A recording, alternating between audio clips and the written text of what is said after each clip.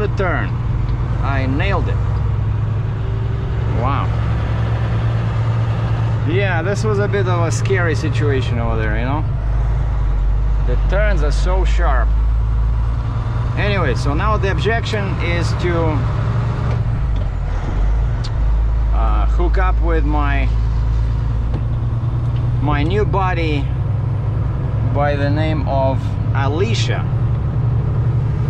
I thought first, you know, maybe I misheard. I said, what's your name? Like when I called the guy, I found him on US Pilots, what is it called? uspilotcars.com. They have this, you know, directory. I mentioned this before, right? So you just go to the what state you want, and I started looking in South Carolina, North Carolina, and you know, and I usually try to find somebody who's not too far, right? Like in this case, I saw that, you know, yeah, it says South Carolina, but the guy's near the ocean, so he's not gonna come here because I'm almost at the very top, right? But then I see Charlotte. Charlotte is only like, I forgot, 50-60 miles away. And so I call this guy, and a lot of these people, they just have a basic listing, and it's just one guy with a truck. You know, I like dealing with them because sometimes their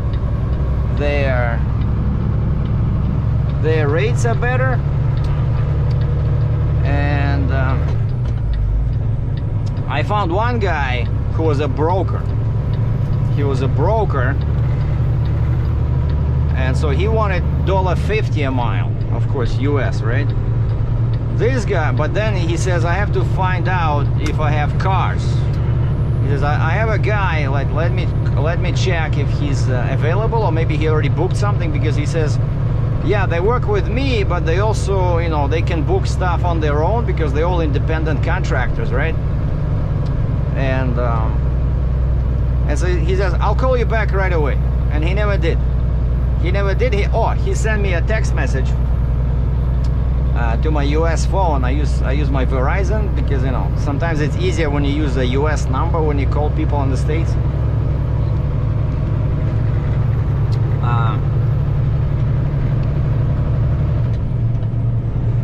Just I think psychologically, you know, like you call somebody and on their phone they see Canada.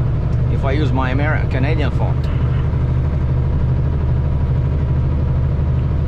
And so he texts me back to my Verizon phone. He says, could not find cars, give me more time. And by that time I already hooked up with this guy Alicia. I said, I already found the car, thank you, so I'm good.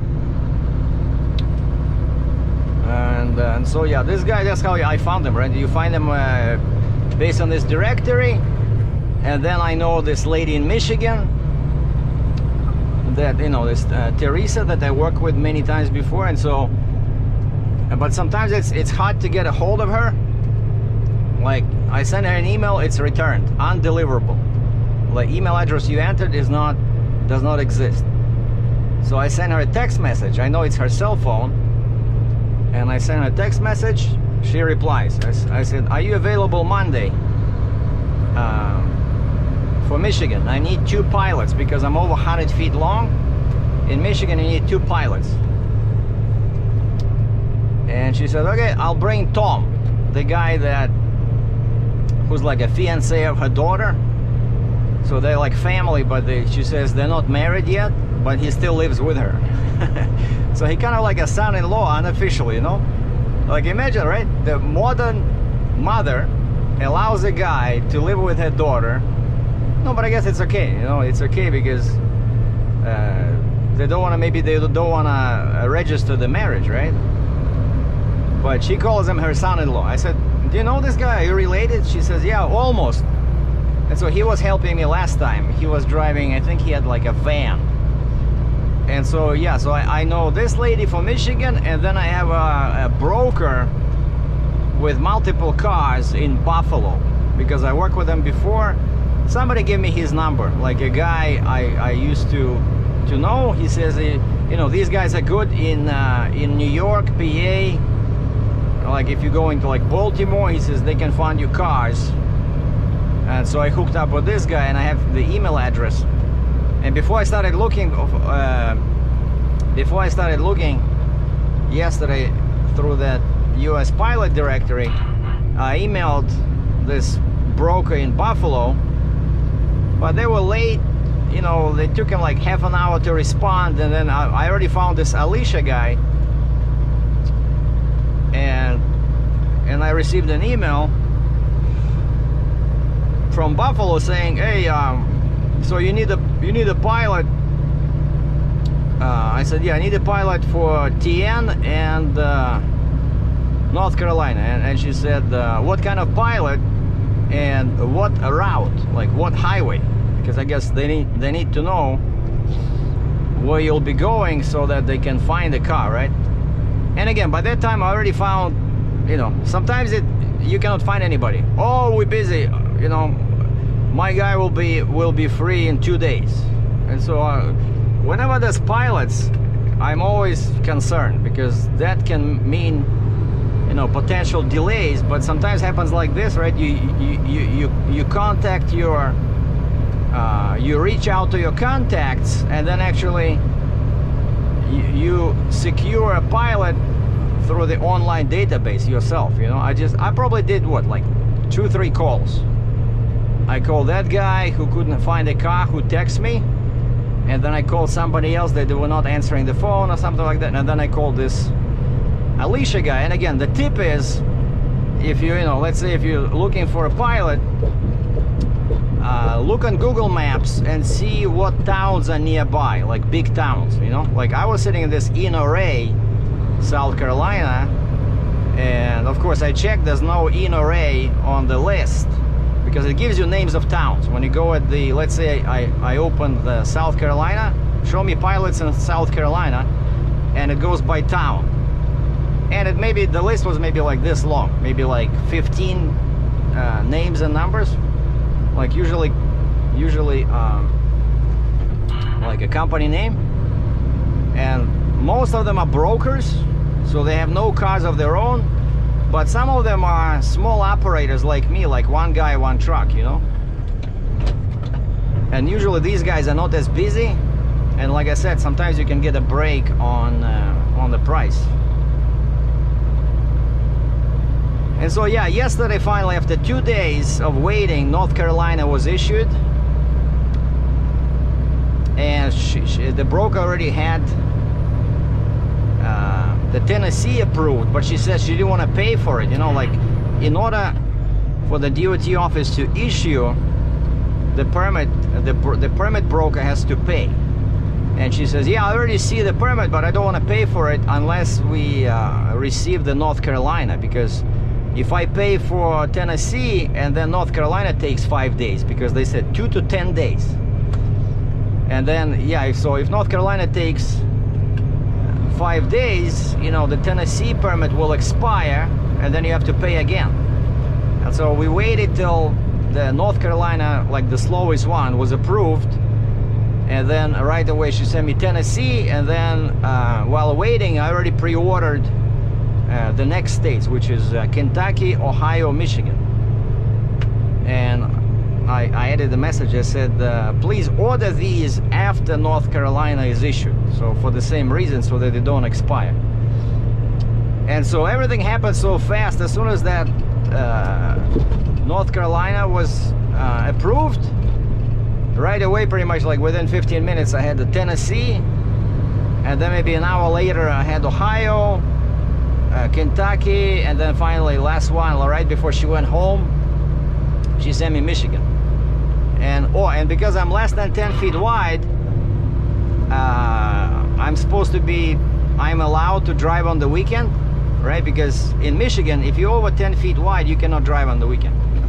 But you have to ask for it. You cannot just assume that you can drive on the weekend just because you let's say 9 feet 6 inches. So you have to ask on the permit application specifically, allow weekend travel. Yes, you have to check that box, right? And so I told the permit lady, I said, please make sure you request weekend travel. And she replies and she says, bad news about Michigan. And I'm like, what? She says, yeah, you're less than 10 feet, you're good there, but she says the problem is you're 107 feet long. And there's no weekend travel in Michigan if you're longer than 90 feet. Son of a gun, you know. So I was okay with the width, but I'm too long, so I still cannot drive on the weekend. But that's okay, because from here, from this inner ray where I was sitting to the Port Huron Blue Water Bridge, I think it's like almost 700 miles. No, wait, I think it was more. So, you know, with this load, with detours and stuff, it's hard to do more like 350, maybe 400 miles a day, you know, on a good day. I'll be honest with you. And so that's why I'm happy that I'm allowed to drive on the weekend here in North Carolina and in Tennessee. And so this guy just takes me to the Kentucky border, and from NC line it's about 200 miles, and so he's gonna charge me 200 times $1.55, like he's gonna mark his mileage. And I guess now he's gonna call me again, because he called me at 7:30. Where you at? Because I told him, I said, hey, I'm 30 miles away, so 50 kilometers. So I said I'll be there in half an hour. But then of course it took me a while to get out of the truck stop, so hey, it's okay. And it's getting hot. It's already plus 21 Celsius. What is that? 32. So what did I say? 10 is 50. All right, plus 10 it's 50, and this is 68 is 20. So 70 F. Yeah, I see exit 20. It says 28. And we agreed to meet at the pilot, and he knows all these exits. He says there's a pilot exit 5. Man, so that's still 23 miles away, and it's already 8 o'clock, but we should be okay. So the goal for the day, for me, I just want to enter Kentucky, and it's a good thing that it's, you know, it's the weekend, so maybe there'll be less hassle from DOT, less, you know, fewer scales are open. But I asked for a lot of weight, so according to my paperwork, this machine actually weighs 110,000 pounds. So I know this is, you know, this increases the cost of your permit sometimes, but this way you protect your ass, you know, because like I always say, cops don't like it when your gross weight is lower than your actual weight. So if your gross weight, let's say they scale you and you're like 70,000 pounds, but on your permit it says 185, you know, and then they find that one of your axles you heavier. Let's say I'm pretty sure I'm a bit heavy on the back, but again, there's nothing I can do. I cannot move the machine because of that stick I showed you guys in the previous video, right? I cannot do anything with this. The way it sits, that's how it goes. And so I'm running a slight risk that, you know, somebody might say, hey, why are you heavier on this last axle, for example? But that's when, you know, they might look favorably at the fact that your overall gross weight is way more than your actual weight, you know? And I can try to reason with them that, hey, I cannot move this thing, it's because of this stick. But of course, it depends on the cop, you know, he'll say, I don't care, you know, you cannot have more than, let's say, 20,000 on that axle over here. You gotta talk to your permit lady, just, you know, get another permit. Here's your citation, sir, have a good day. Yeah, once a guy gave me a ticket on the Christmas Day in Michigan. And of course, Michigan cops, they always, I'm telling you, it's like discrimination. As soon as they see foreign plate, Canada, Mexico, well, I don't think they see Mexican trucks over there, but you know, Canada, as soon as they see black and white, Ontario, you know why I stopped you? Well, if you don't know, I don't know. I don't know. But the guy gave me a ticket, and I said, you give me a ticket on Christmas? Can you maybe, you know, give me a break?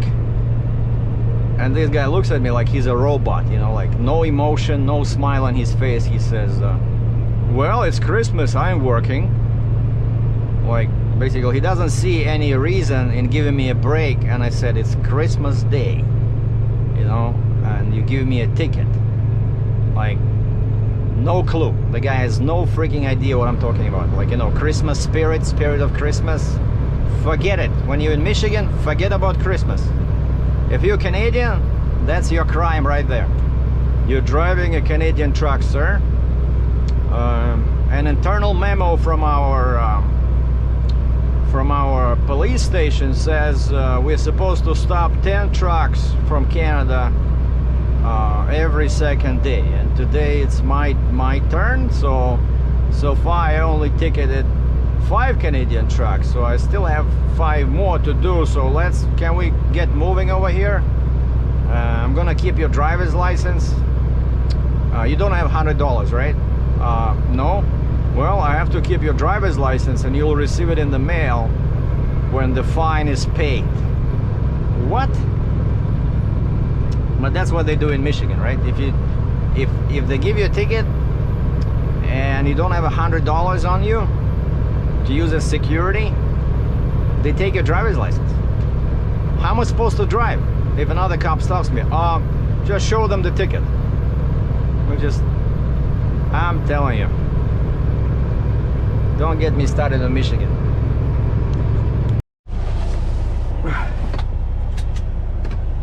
Okay, I'm ready, but I'm telling you, I'm pretty heavy, right? So be patient with me on hills.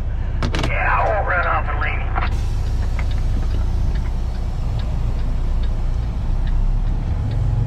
you. So our pilot today is Alicia in a white or kind of like off-white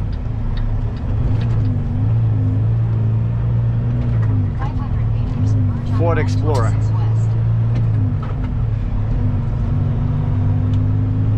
So we met at this exit 5. There's a pilot here, but he told me on the phone, he says, just go take the exit ramp, and then he says you go over the road, and he says I'm sitting on the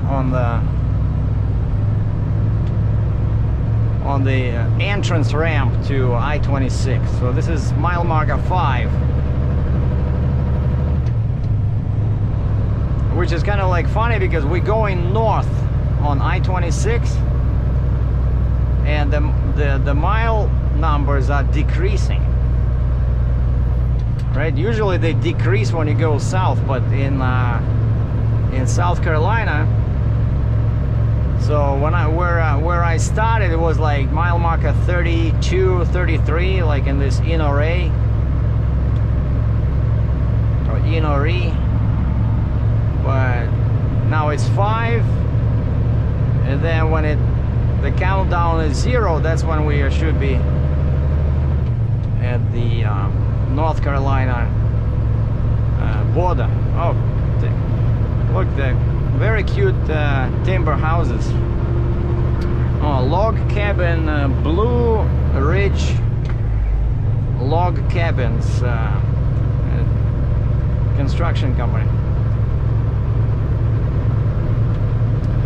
So yeah, it's gonna be interesting because that I-40, man, with the load like this, it's gonna be a nightmare. And I know that many a time I would be cursing at this gadget over here that originated in the 15th century BC, and I would wish that I'd had the automatic transmission, because they're gonna be like so many crazy hills on I-40. But you know, I got cheap fuel, by the way. Like that station where I spent the last 2.5 days, it was $2.74 a gallon. You know, so I was pretty happy about that. So I filled up both tanks.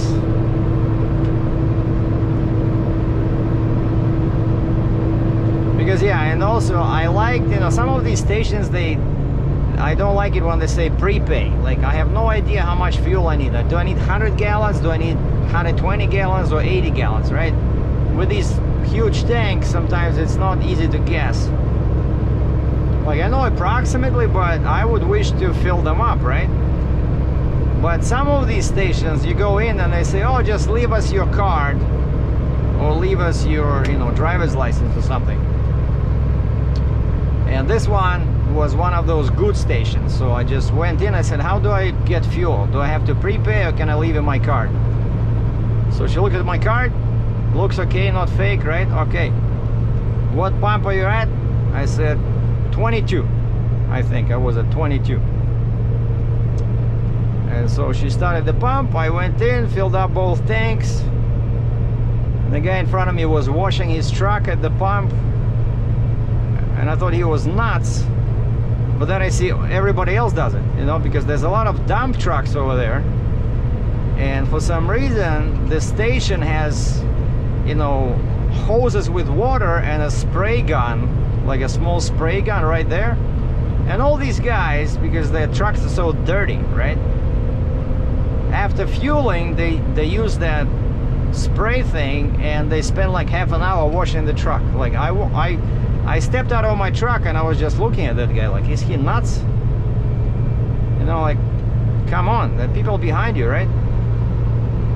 And he doesn't care. He just finished washing his truck and then he disappeared somewhere. Now I don't see him on the left in front of me, so I stepped out again. Now he's washing his boots. Like, man, come on. And finally he finished washing his boots. Didn't even look at me, didn't care. Slowly walked back to the left side and slowly drove forward. I'm telling you. And I thought I just ran into like, you know, a bad situation, and then I see everybody else does the same. Like, all lanes are equipped with these hoses, and everybody washes their trucks. I never saw some crazy stuff like that anywhere. Because these guys give you free water, and so now instead of, you know, 2 trucks in half an hour, only 1 truck can fuel, right? Because the other one is just washing his truck for free. So I'm not sure how profitable that little gas station is, since they don't seem to care how much fuel they sell. Oh, but you do get a free shower. Actually, that was cool. You know, when I was running around there when I came, I went through the scale twice. So I got the scale ticket, which I showed you guys in the previous video, but it was like 2 ways. I had to wait 2 times, so I'm not sure how the second one was, how accurate the second one was, because my truck was like sitting like this and the trailer was higher. I don't know. And then I had to go through that crazy curve that I showed you this morning. Okay, North Carolina, hold on, what are we? 285, 269. 285 285 269. 285 269. I still don't trust my Keep Trucking, even though now I'm paying them like $400 a year. So that thing over there is supposed to keep track of the miles.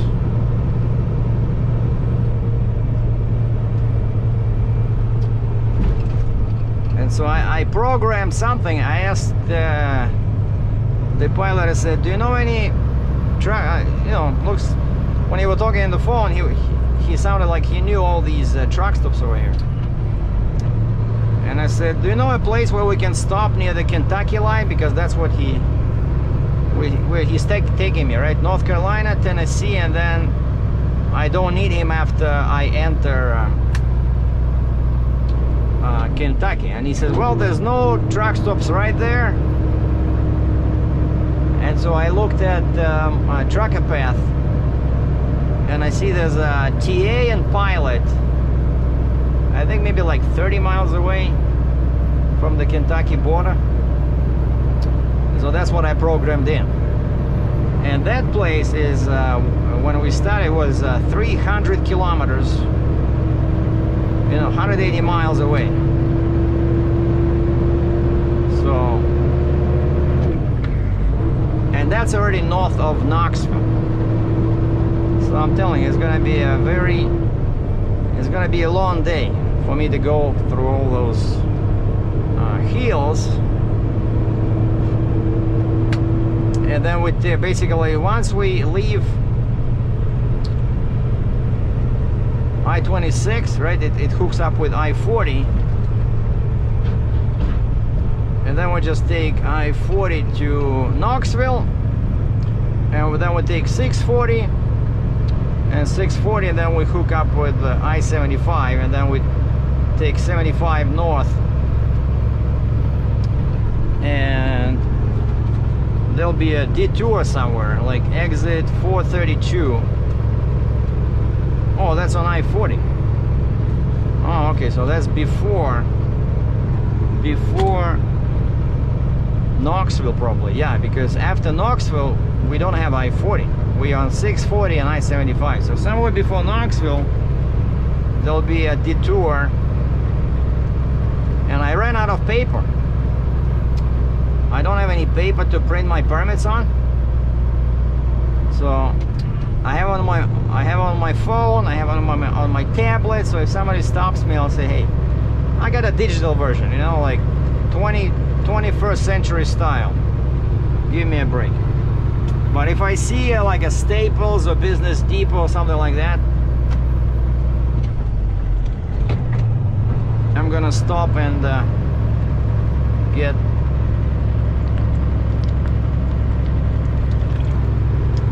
get some paper. Now on my Russian Accordion second channel, I'm gonna post another video soon because I'm dealing with logistics of buying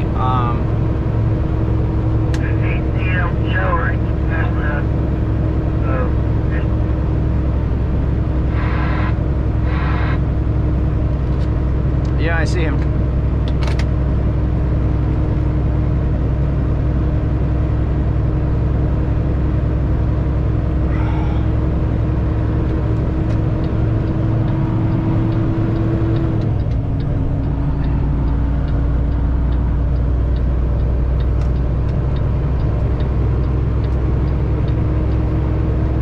How did they get in? Like these trucks there, right? But they closed the... Interesting. Did you see there was a barrier? There was a barrier at the entrance. How did these guys get in?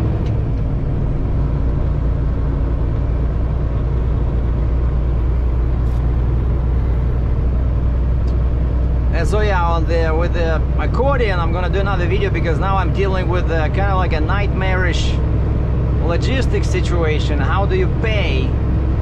How do you make a payment to a company in Russia and then get them to ship you the product? It's not as easy as it sounds, because this is not at all similar to, let's say, buying when you're in US, you buy from Canada. When you're in Canada, you buy from US.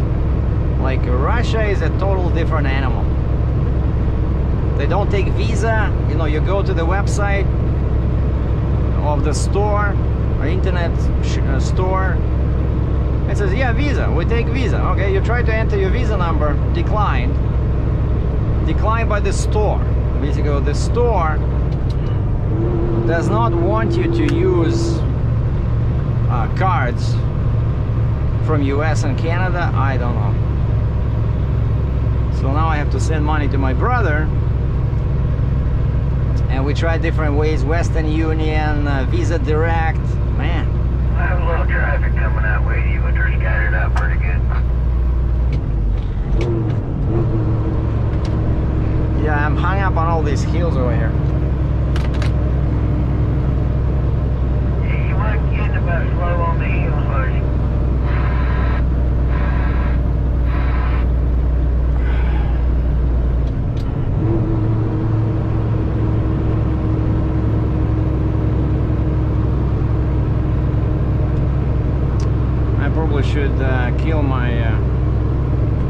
AC because the engine was gonna overheat.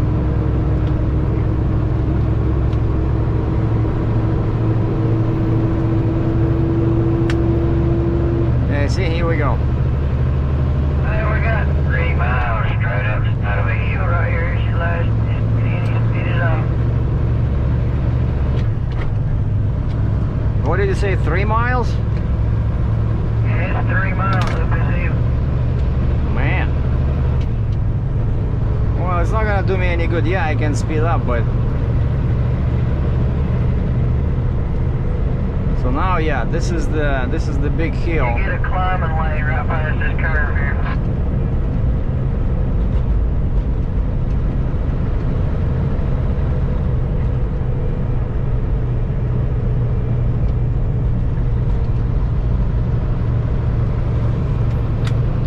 Yeah, this is gonna be one interesting.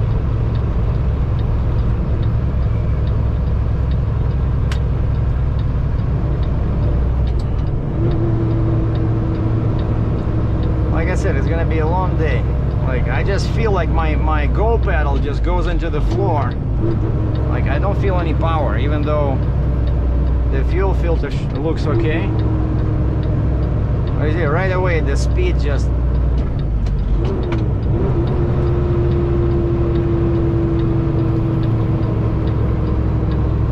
Man.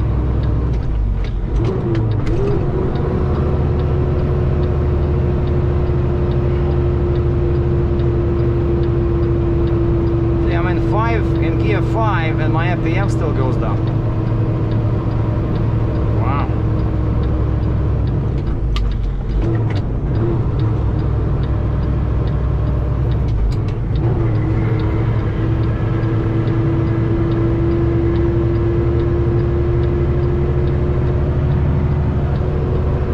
That's not good.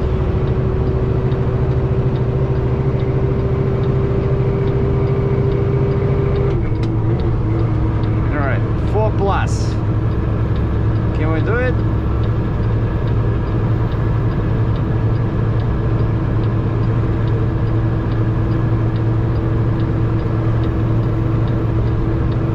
See that 18 on the shoulder up there, don't you?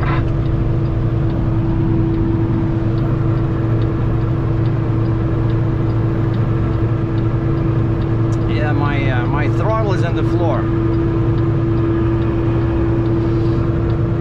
and I smell the brakes. Something was burning. Oh, probably people coming from that side, because that hill is very steep going down.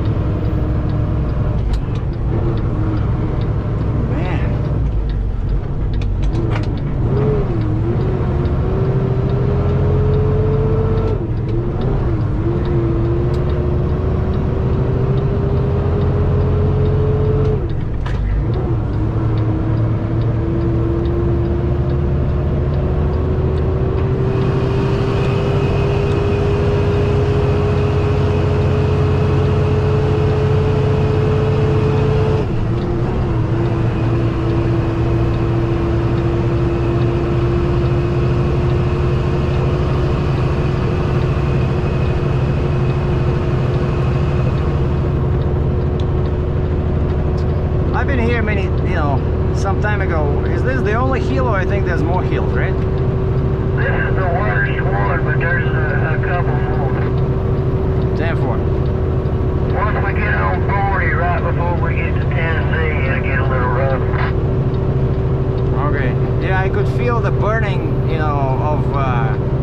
I could smell the burning brakes, so people coming from the other side, the brakes are burning. Oh yeah, this is the worst one on this route, so you'll be alright. Yeah, I cannot go past gear 3. I try 4 and then it starts slowing down. Yeah, that tempo.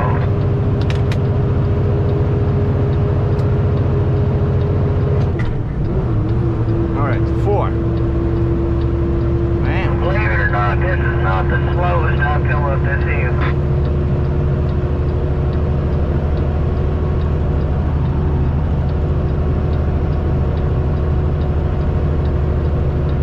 Yeah, see 4, start slowing down. 1540, 1520, 1510, 15, 4, you see? 4 is not the right gear for this.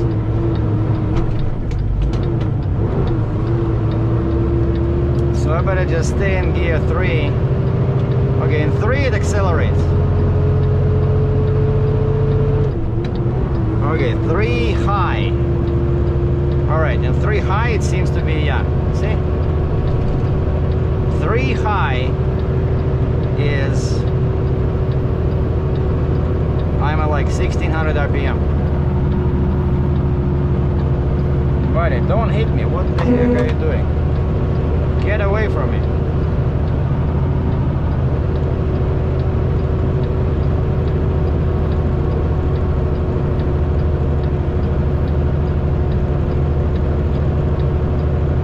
Man.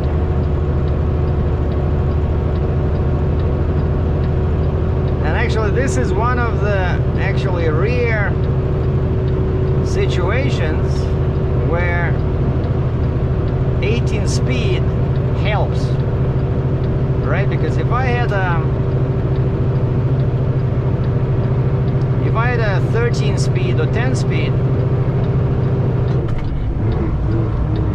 I wouldn't be able to split the first 4 gears, right? And you see, like I had a problem with gear 4, but I could add half a gear and go into 3 high. Well, now it seems to be able to accelerate, so let's go. So this is 4 high. And that whining you hear, that's my fan. I started the fan and I killed the AC just to make it a bit easier on the truck. Yeah, but I'm pretty sure I cannot go into 5, so I'm staying in this 4, you know? Sometimes you're tempted to go higher, but then I see that the road goes up. We're almost to the top. 10-4.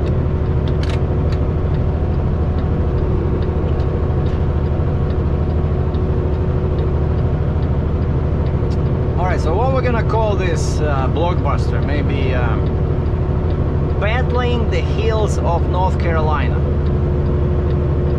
Yeah, something like that. Or Fighting the Hills in North Carolina.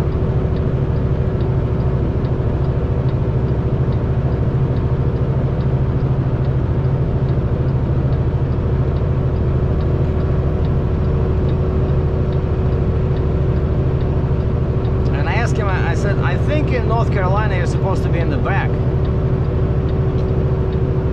And he says, well, it depends if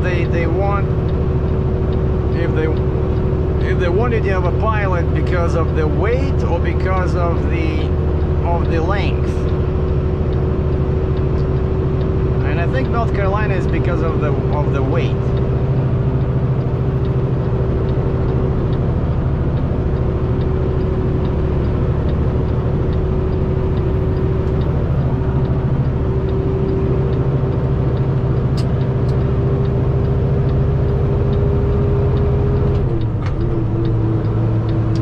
We're in 5 low.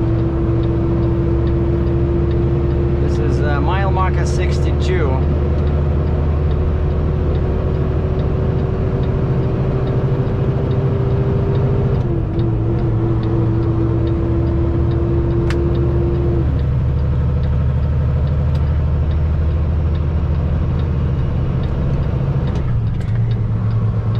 take slow.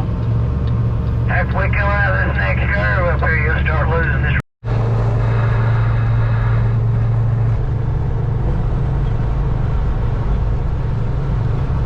So this is the second stretch, you know, big hills, but they're not as bad as the one we did right at the beginning of over there at 26.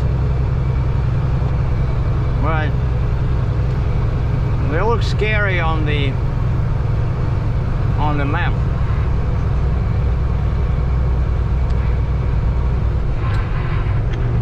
No, we went past 2 scales, and both were closed.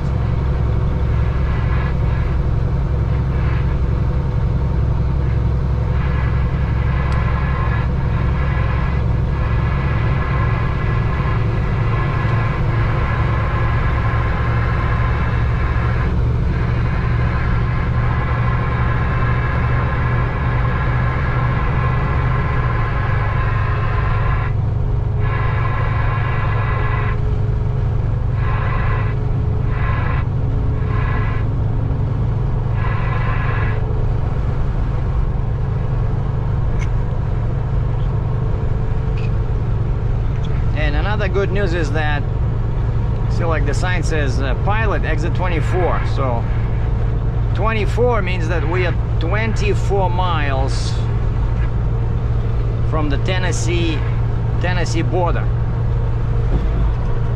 And once we enter Tennessee, the hills should be much smaller. It's like this part where the road goes like this, that means there'll be a couple of big hills, like small mountains. And then we're doing that detour, right? We need to leave I-40 in Tennessee at exit 432A. 432A.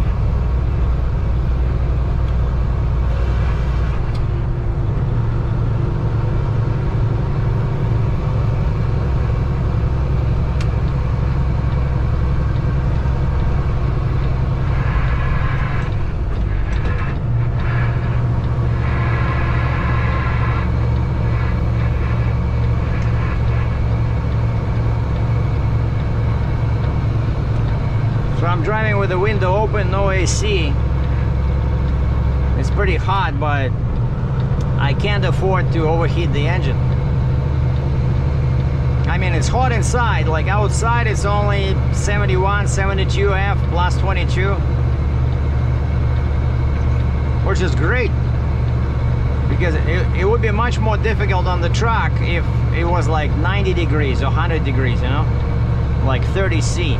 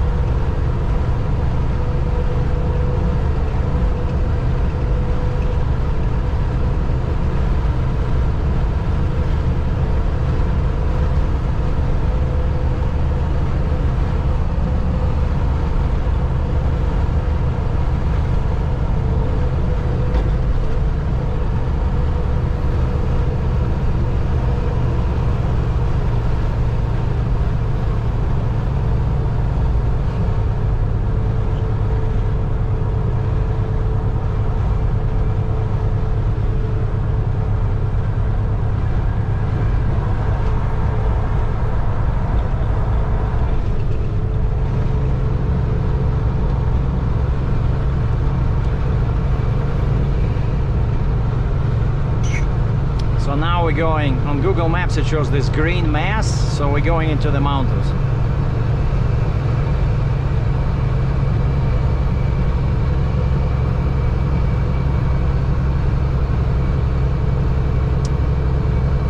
And we're only 20 miles. 20 miles from Tennessee line.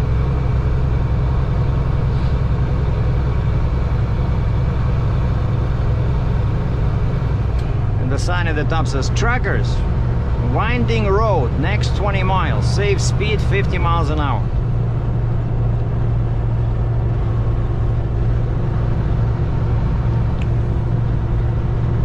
This reminds me of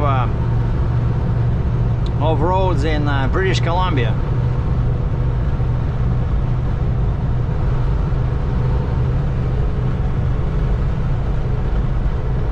Well, again, I'm in a good situation where I don't have to rush, because I cannot get to Michigan anyway on the weekend, right? Because I'm too long.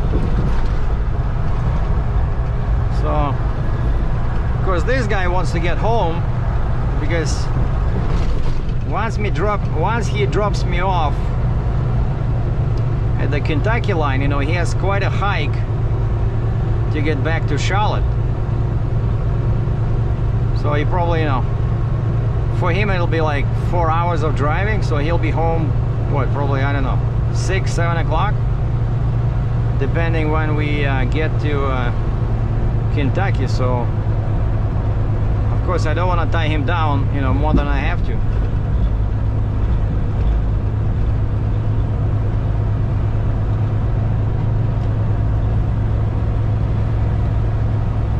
But for me myself, you see, that, like I said, my goal is just to enter Kentucky so I can let him go, because in Kentucky I don't need a pilot.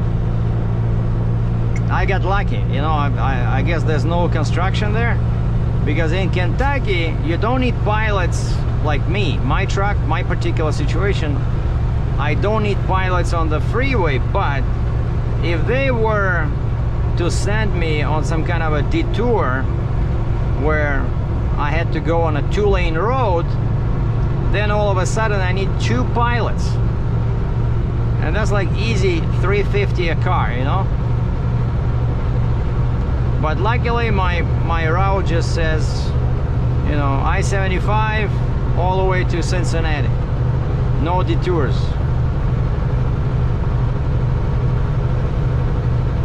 And then I think I might need a pilot somewhere there. No, I'm pretty sure, yeah, I need 2 in Michigan, but I forgot about Ohio. I'll double check.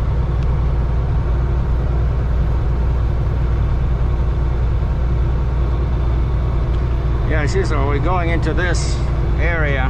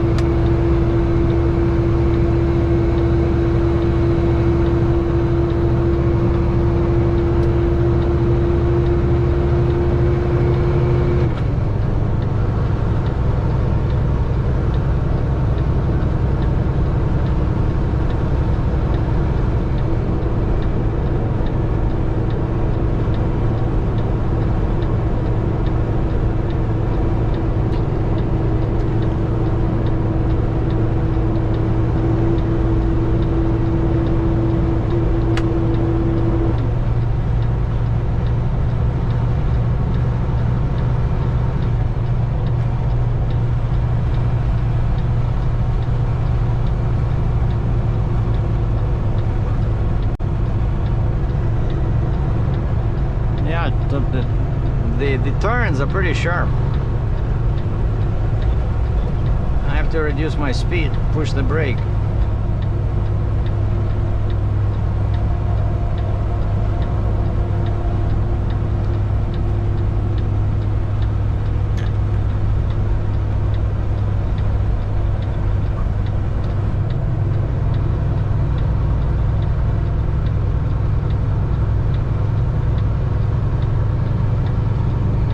roadwork. That's something we really don't need.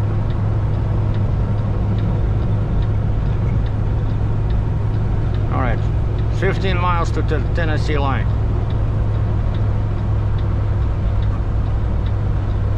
Wait, I thought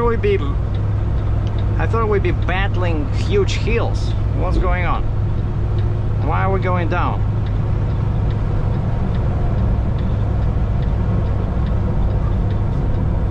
Yeah, this is exactly like British Columbia, I'm telling you guys. But British Columbia, especially like in winter, man, there's snow everywhere, there's huge hills, and then you see signs that says avalanche danger, you know. Where is it, little skinny?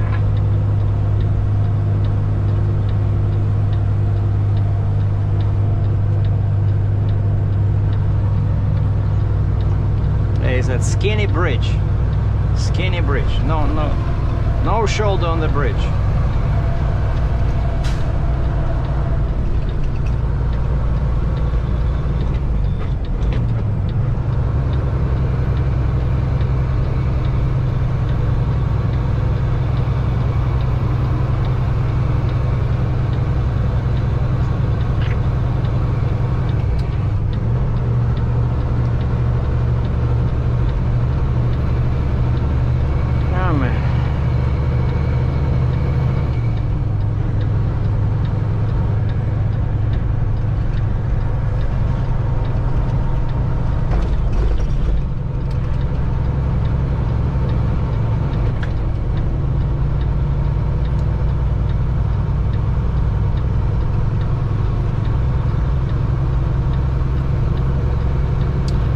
Speed for trucks 50 miles an hour.